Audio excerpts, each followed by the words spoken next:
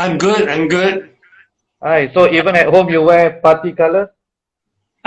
Just for this, I have a lot of Okay. Okay, all right, all right. So uh first of all, congratulations on your book and thank you. congratulations on being a bestseller. It's quite extraordinary. How do you feel about that? Um, Very humbled by all the support by everybody. Thank you. I've Right. actually So received a lot of messages already from by email or WhatsApp. Yeah, so thank you all for the messages. all right. So I've been told by the publishers that the book is selling really well. So congrats on that, and kudos to World Scientific as well for publishing a book by an opposition member. Not that I have any vested interest in World Scientific to talk positively about them, but I think it's really a positive step in the right direction. I think a positive step for Singapore politics. Without further ado, let's get to it. One of the things that struck me when I was reading your book is your origin story, right? You know, every superhero has an origin story, right? And the conversations I've had with politicians, right, whether it's from the government or from the opposition, invariably, right, they will tell me, or even in public, they will say that, oh, I'm a reluctant politician. I didn't want to do this. I was persuaded against my wishes or something to that effect. When it's quite a strange explanation because politics is not something you accidentally join. You don't accidentally run for elections, right? But politicians are so fond of saying that. So one of the things that struck me was your honesty when you said you were the one that approached WP. You were the one who approached Mr. Lau and said that you want to contest under the WP ticket. So my first question is, and hopefully it's an easy one to start the night. What is it about politics that makes it make people reluctant to actually say that I want to join this willingly? Is there something toxic about the notion of politics? And why were you willing to say and admit that you really wanted to join politics on your own account? Well, thank you. Yeah, I can't speak for other people. You know, I can only speak for myself. So for me, I described in the book the path that I went through from. I'm just a passionate guy, and I believe in trying to effect some change for a better Singapore, a better world. So I started by writing letters to the forum. I got invited to join a few government committees to talk about policy things, give feedback, and so on. But I really felt that it's probably, largely being ignored unless you're really, if you really want to make some difference, you step into it. So, and when I was able to sell away my major business, and then I didn't have so much to worry about, then I started thinking a little more seriously, and I told myself, well, if not now, then when? Because I was that time already approaching 45, so if I still don't start, I'll never ever start. So I guess for me, it's just something that I want to do. And I guess for many of those that I know in the Workers' Party, many of them start with a passion to want to make change in one way or another, just like myself, wanting to make change. Maybe my style was more about writing things or in policy groups. But many of them just want to come here to see a better Singapore. And of course, the party do need people eventually in elections. And then the people that are willing will get selected. Some may want it, like myself, wanting to be part of it. Some may be caught because the party needs them. I guess maybe it happens on the other side too. Right. So you said you genuinely want to help Singaporeans and you want to contribute positively to Singapore. Right? But there are many ways to do that, right? You can be a teacher, you can continue writing as you do and you write very well. You can do anything on the weekends. You can go for beach cleanups. Why join politics to do that, right? Actually, I've done many of those things that you mentioned too. I still do beach cleanup. I still do like food distribution. The food distribution is still continuing, even though I've said that it is highly unlikely they'll be taking part in any elections anymore. But I Right. think that thing about doing change is something that I think if you want to do it, you can do it in different capacities. So there's no one particular way to do it. But I feel that at that point in time, you have to look back at the situation when I joined, because I felt that the PAP was not quite listening to the ground. And if you look back, that was just slightly before 2011. There was a lot of ground anger. I felt it. I felt it with the people that I interact with.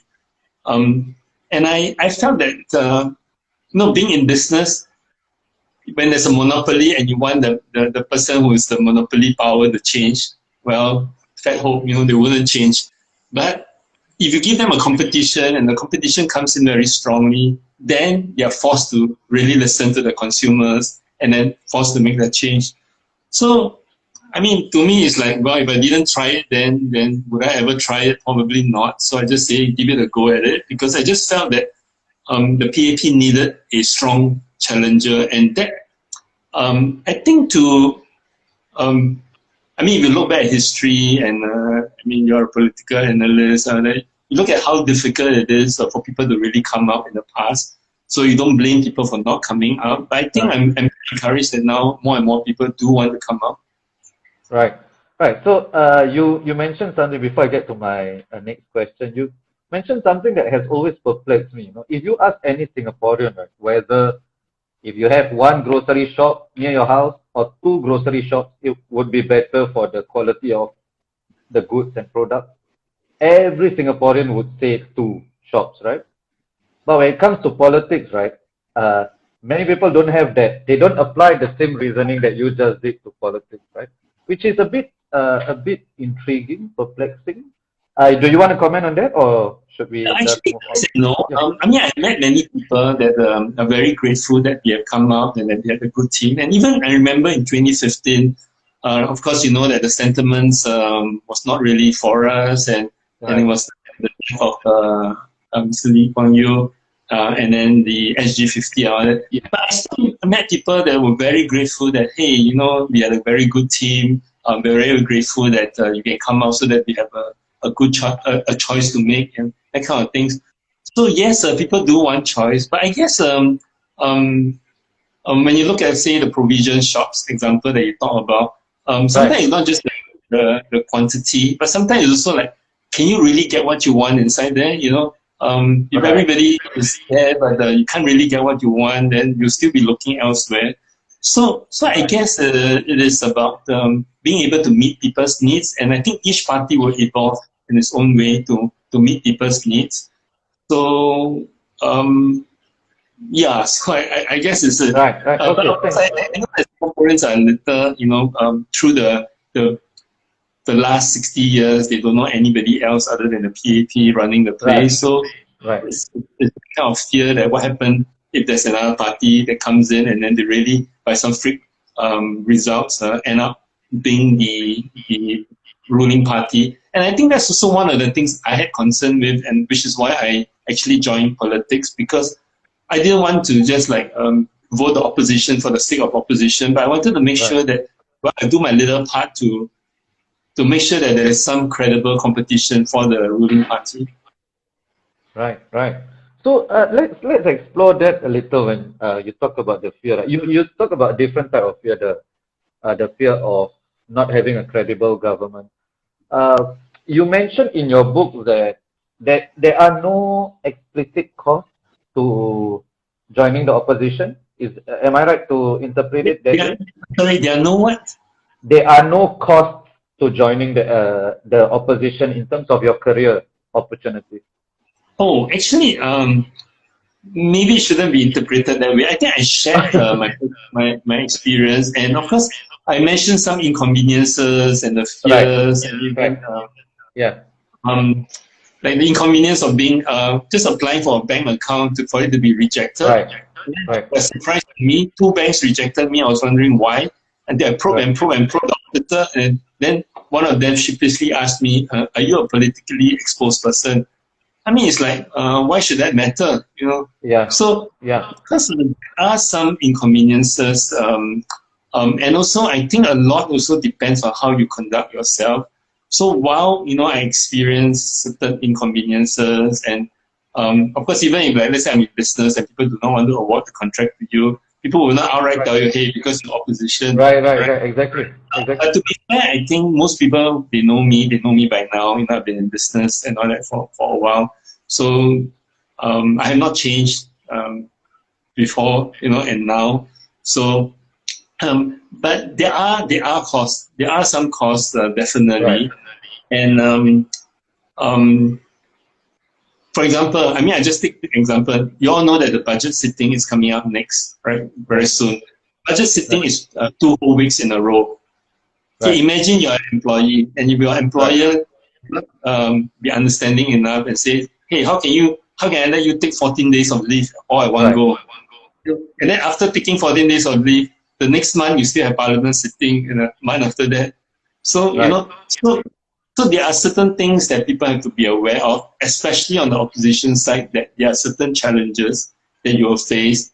You just have to go in, be aware of what costs you're prepared to pay for it. What about the social cost? Because I've seen this with my own eyes. There are people who do not want to be in the same picture as an opposition party member. Even though they can talk to that person, they can ask for an autograph, but they don't want to be pictured together. You mentioned that you were disinvited for 1 year, right? For your JC, Temasek JC, I think that was quite, yeah.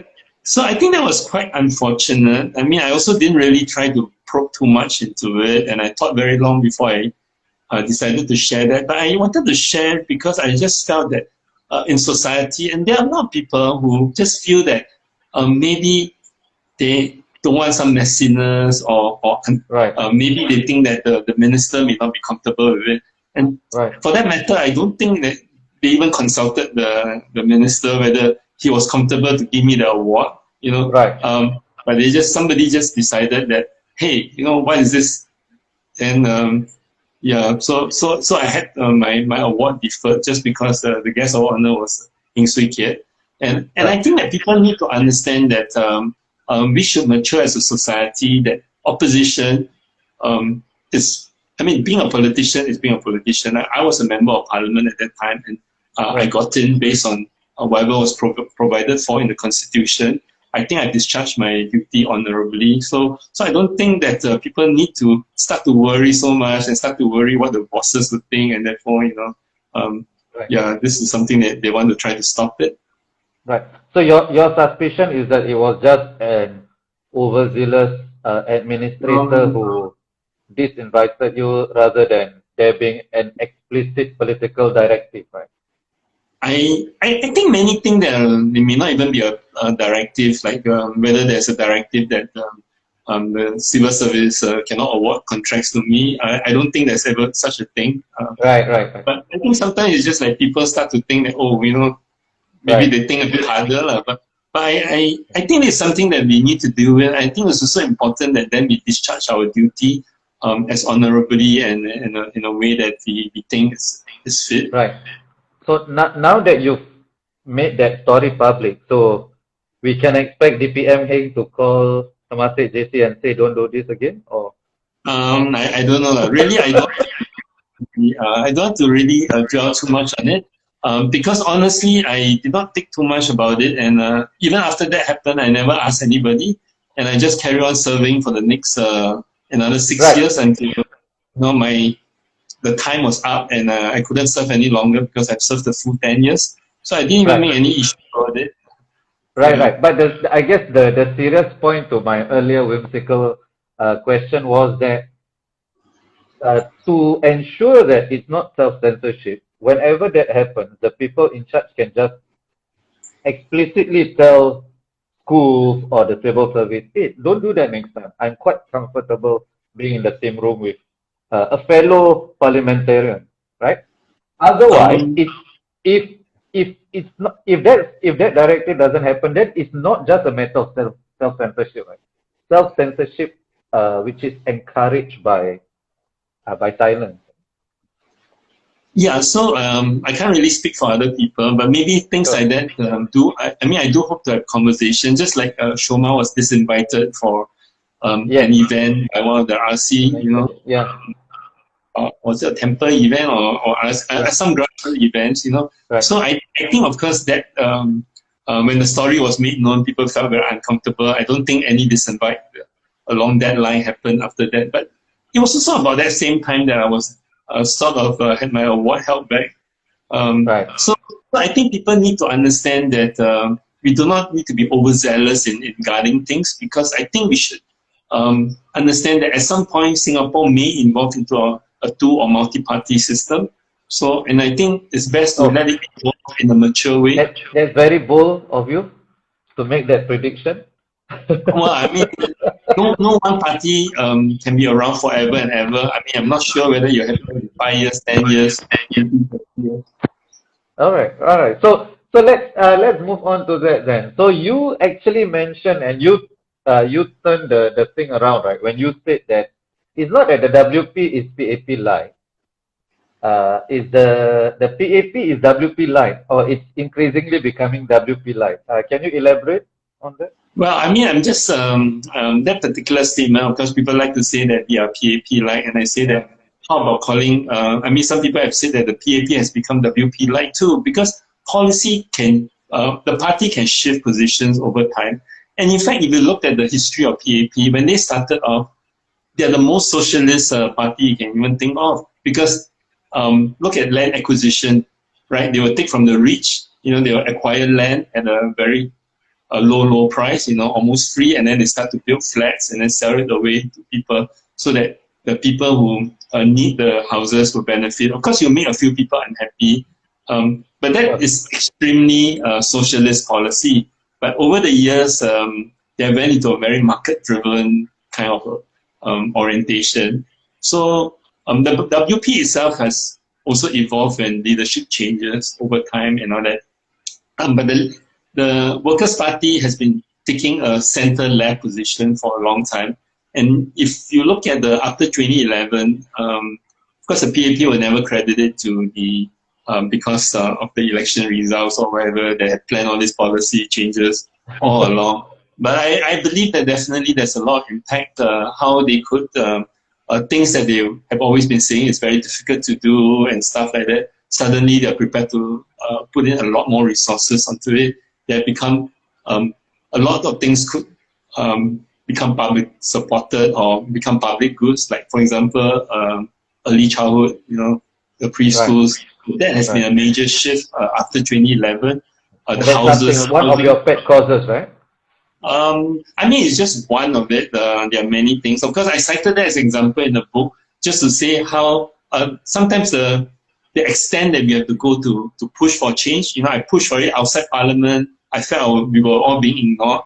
Then, so when I got into Parliament, I said, well, I have the platform now. I better do something about it. So, but it was never easy, because even to go about it, you cannot just be raising questions and shooting arrows in without any direction. So the reason I recounted several of the stories is just to show that if you do want to make some policy impact, then we must also plan the kind of questions we want to ask. We must plan the way we will put forward certain information, or sometimes force certain information out, because you know that those information may cause some discomfort, and then will cause some public discussion, and then maybe when it's out in the public, it's more chance of change being effected. Right. Okay. So you also mentioned a story about Nicole Thia, right? And I just saw her entering the the live earlier. So hi, Nicole. And you mentioned that Mr. Lau was quite apprehensive of having her inside or campaigning for you or with you in 2015, because for him it's always about the party, right? And no one individual must be bigger than the party, and he was worried about that. I get that. That seems to be a sensible move on Mr. Lau, and you said Pritam has continued that. But don't you think there's something limiting about that mindset? Then you are essentially really preventing those larger than life, charismatic, outstanding individuals from coming into the party, right? Because you have an idea of who should be in the party, right? It must be this kind of person, and it cannot be too outstanding, cannot be much better than the others or much more popular than others. Do you think there's something limiting about that approach? Okay, But then she I says think she's washing dishes, so she cannot comment much. Yeah. okay. Yes. I think firstly, just to clarify the story, is of Sure, course sure, sure. in the book itself, I gave the background of Nicole wanting to join to help in the Marine Parade team. Well, I mean, the main reason is because she contested in Marine Parade the general elections before that, and I mean, I know Nicole as well, so I was glad to have her help. And to me, I was just very conscious about just trying to get any additional percentage point swing or whatever. But I think because that she was not a party member at that time, she was actually previously from another party. So I think that will open up a lot of uncertainty when somebody with a big crowd puller comes in, and then but that's not WP member, and will she become a WP member? We wouldn't know at that point in time. So I think Mr. Lau's being cautious was that, yeah, I mean, if people want to come, it's not that I think I clarified very clearly in the story that it is not that the WP does not welcome stars. I mean, if we did not welcome stars, Nicole wouldn't be in the party now. James will not be in the party now. I mean, we know that he was already taking television interviews in Channel News. Yeah, but James sort of became a star after he became a superstar after he joined the party. But Nicole was already popular before.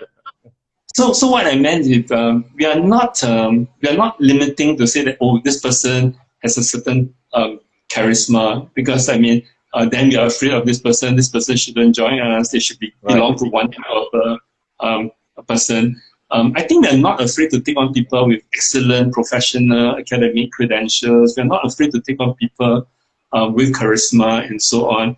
But I think the important point in the whole story is that the WP is a team, right? So no one person can come in and say that, hey, I want to come in, I know the solution, I know the way to take down the PAP, I'm going to change the whole way it's going to do. Because the moment somebody comes in and do that, the problem is other people start to leave.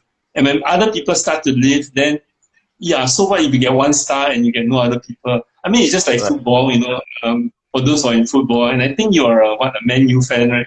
No. Oh my God. No. Oh, yeah, no. I'm anything but Man U. Oh, sorry. Anything but Man U. I mean, I think someone told me, all right, Alex Ferguson said that nobody is bigger than a team. So right. Yeah. Too big, and you're thinking that the whole team must revolve around you, then it's time for that person to go, because it will destroy the whole team, right? And you still need 11 players to play on the field, right? So no doubt you can have the star players and all that. But I think WP is very much about teamwork, working together as a team. So even if you're a star, you still need to work within the context of the team.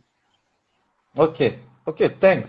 So on that note, right, so who do you think are poised to take over the WP leadership I don't know when is the next round of leadership renewal, when Mr. Pritam Singh will step down, but who do you think maybe the top 3 candidates? Or because you mentioned an interesting story that Mr. Leon Pereira, who has been on before, he was actually high on the list as well. So 2 minorities in the WP, which is fascinating considering the recent history of WP. So other than Leon, who else do you think would be?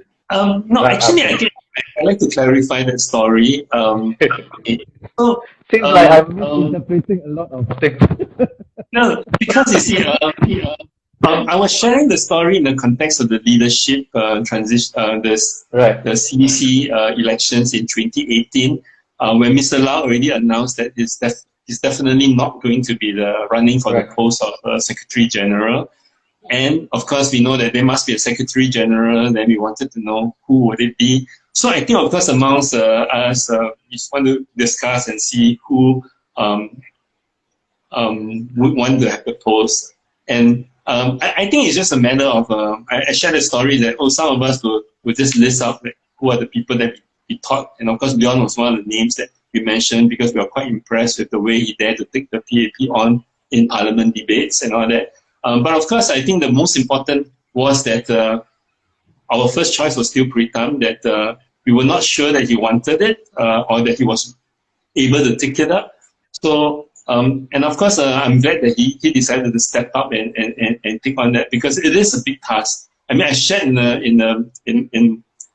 the book itself my own feelings after having been in Parliament, having seen some of the debates and all that, and how, of course, the Parliament is like a gladiator arena, and your opponent is always trying to bring you down, not with swords but with words. And anybody who wants to be the Secretary General must then be able to take on that that leadership, to be able to take on the arrows and to be able to fire arrows back.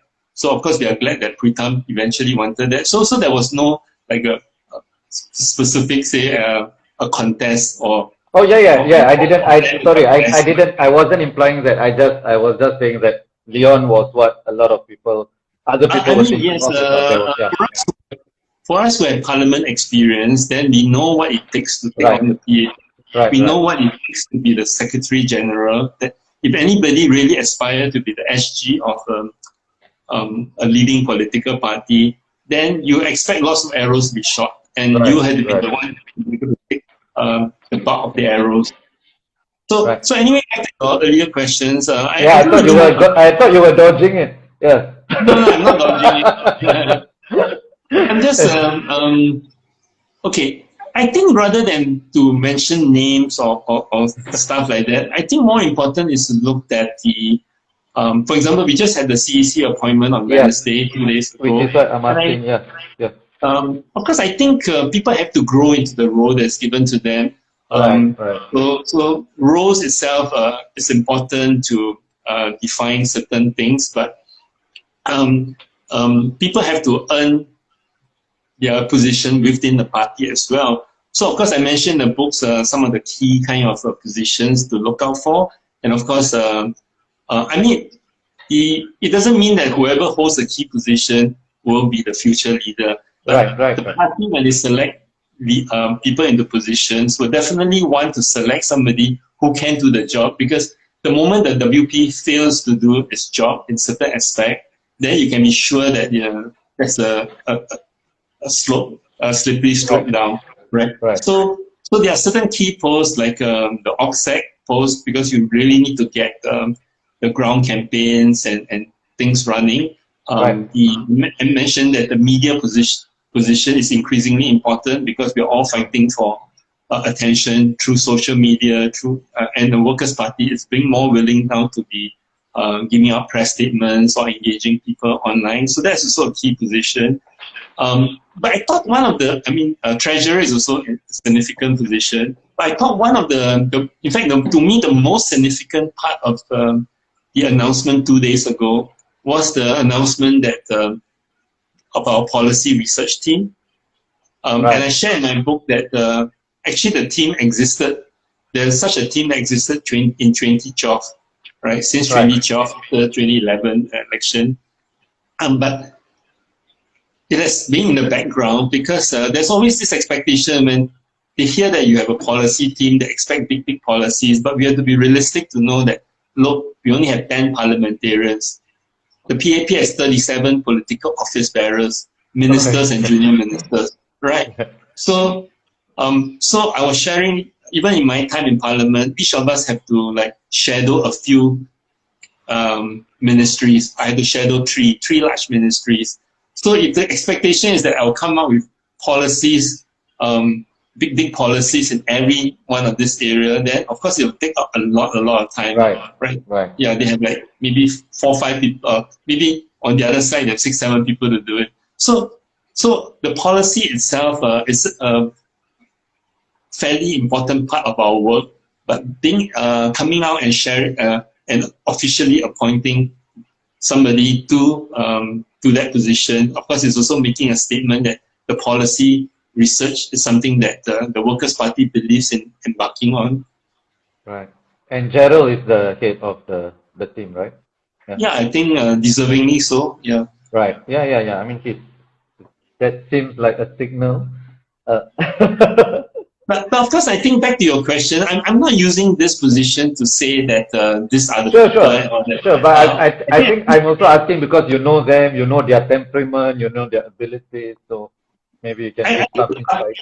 right, the party always want to have people who can do the job, and of course, over time, new people will be appointed into various positions and all that. So, as to who will be future leaders, I think we just look at the positions in future. It's a bit too early, honestly, because we just had a Right, right. leadership transition like what Fair enough, fair enough, fair enough. Yeah, 2 years ago.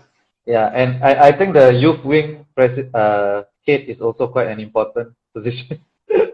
I think there's definitely a lot of things you can do in the youth wing, Right, especially um, uh, we want people to be increasingly more politically educated, more politically right, aware, that they can feel that they have the power to effect certain change in a positive way.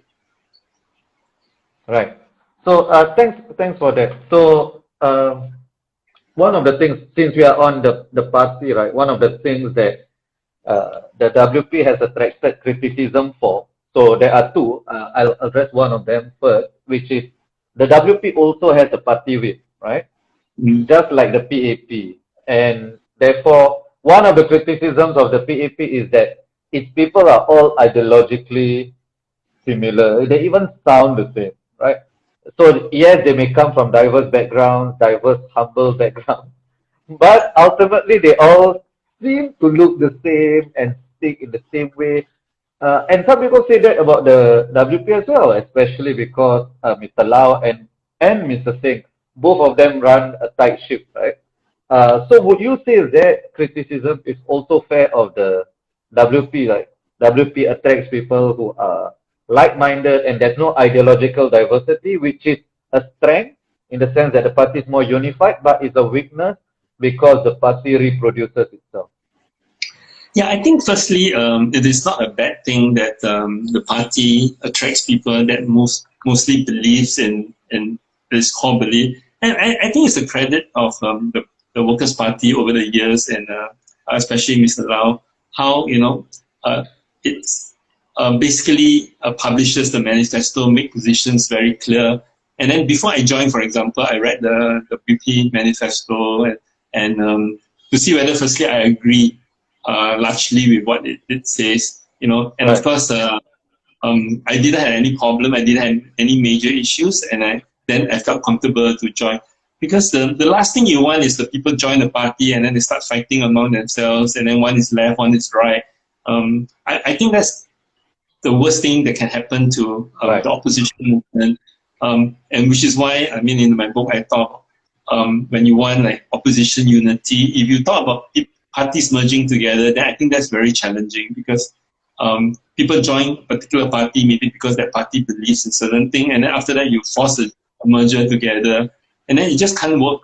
So people must Right. first have that mindset. But it doesn't mean that we do not have a mind of our own. I think I shared in the book that, for example, there were times that I was asked that, hey, maybe I should tone down on this, and I'll say, I'll defend myself why I felt that this was strong. And I think I cited the story on the early childhood one where Mr. Lau felt that I was asking too much question on that, and I thought I had to explain to him what I was trying to get at. And to his credit, after I sat down and explained to him for about 1.5 hours, then he said, very good points. I think I should bring it up. I should call it a German motion and propose all this. I mean, so yeah. So even though, I mean, the important thing is whether the party listens to reasons, right? So while we do attract people of certain mindset, and you do need a certain party whip to have discipline when we vote, especially because when we are voting against the PAP, right?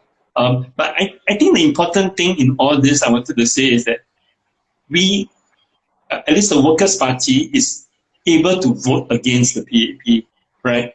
So the PAP, because of its whip, it does not allow its own members to vote against it. So if we believe strongly in something, like let's say we believe very strongly in POFMA, against the POFMA, or we believe very strongly about the population white paper, the direction the country is heading, we can vote against it, right? So, Right. yeah, so it's better that as a whole party we vote against the PAP. So, do you think that calculation would change if you had more party members? Would you still have the same calculation? I get it now that you have only 10, and therefore you have to project a unified front against the PAP, right? But let's say if the numbers are 40, 50, right? Then the same criticism, people criticize PAP MPs for not voting with their conscience, right? So why should people let WP MPs get off easily if it's the same mechanism? Yeah. I don't know when that day will come when we have 40 Right. Okay. Maybe it's far-fetched for me to talk about it now. But just now you said maybe it will happen in 5 to 10 years. I'm not sure. I mean, it's very hard. The only thing that the political party in Singapore can do, opposition political party, is to get yourself ready. I cited in the book, not so much of a forecast or anything like that, but any party that seriously wants to develop itself needs to, over time, be able to attract good people into the team. Because when you have good people in the team and these good people represents you in elections, and then some of them get in and all that, then that defines the party going forward, right? So, right. Yeah, so I really don't know when that day will come, 5 years, right. 10 years, whatever. Right. Yeah. Okay. Because, fair enough. You know that the PAP is a very seasoned fighting machine. So right, even exactly. Wow, there's a breakthrough made. But yeah, they can easily swing back.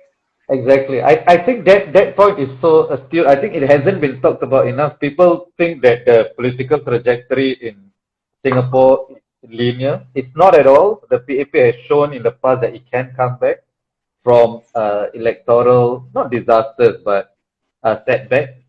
So there's no reason to assume that the opposition will grow from strength to strength.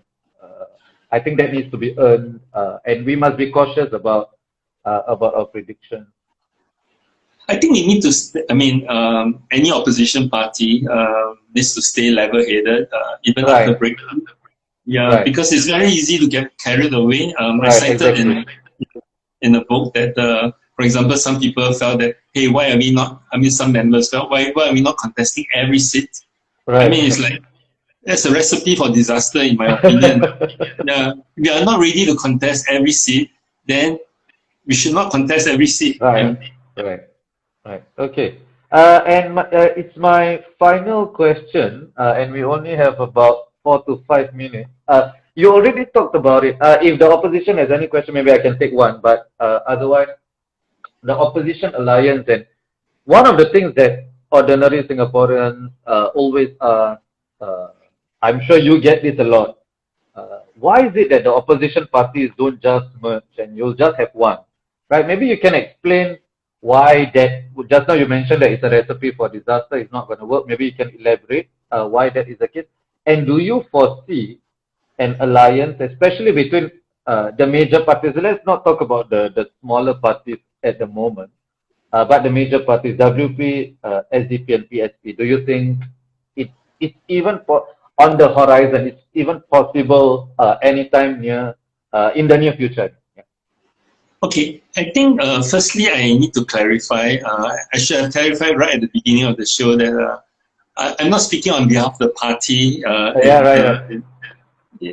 I should have said that. So JJ is here in his personal capacity. He's not representing the party.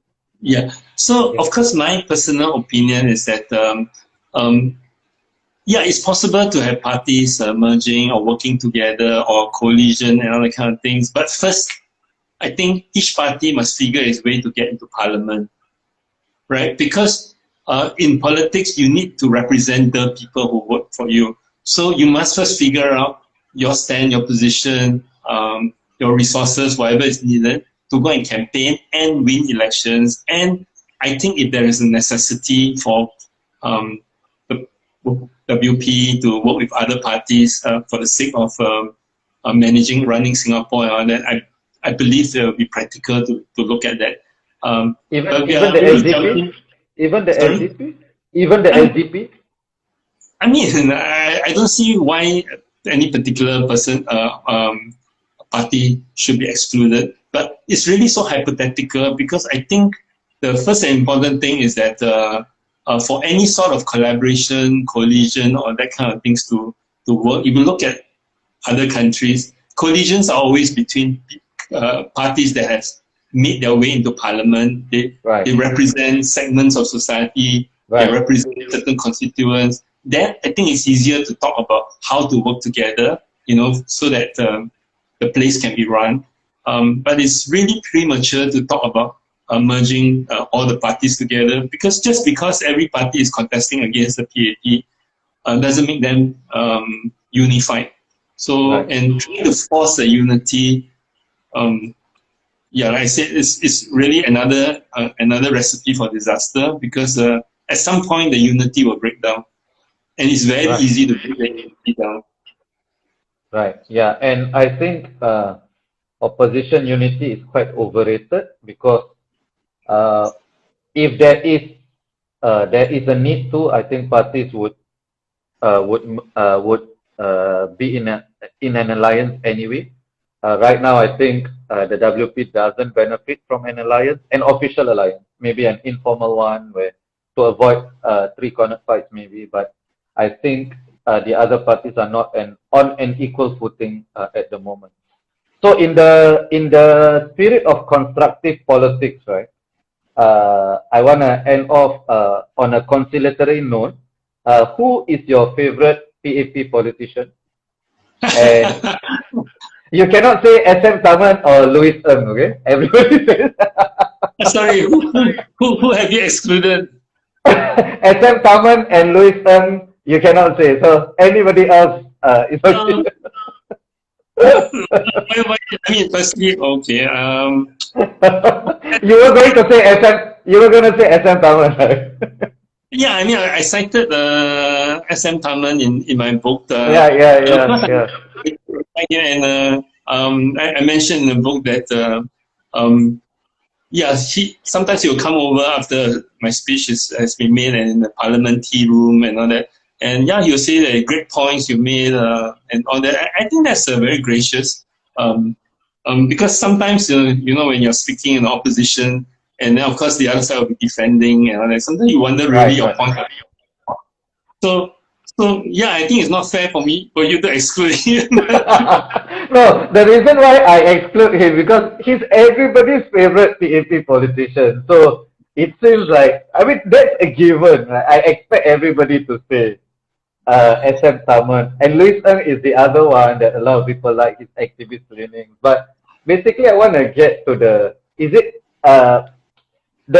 question, it may seem whimsical, but basically I want to probe a little further into this idea that just because you are ideological and political opponents doesn't mean you dislike each other, right? So it should be quite easy to answer the question who is.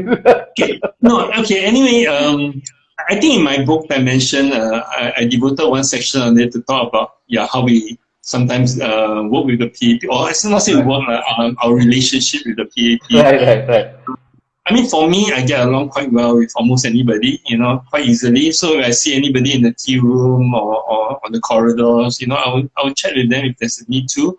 If they talk to me, I'll definitely talk with them.